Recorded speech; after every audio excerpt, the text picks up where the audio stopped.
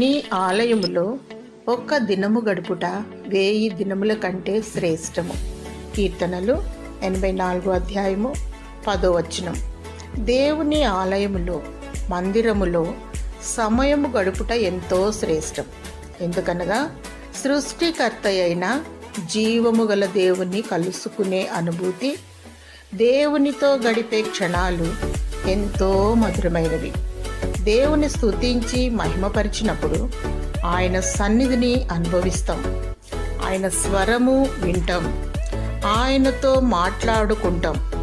మనకున్న అన్ని పనుల కంటే దేవుని మందిరములో గడుపుట ప్రాముఖ్యమైనది, అవసరమైనది, శ్రేష్టమైనది. ప్రతి నిత్యము ఆయన సహవాసము, ఆయన సన్నిధిని కోరుకో, ఆశీర్వదింపబడతావు. చిరకాలము దేవుని మందిరములో నివసించే ఆధిక్యత దేవుడు నీకు అనుగ్రహించునుగాక. ఆమేన్.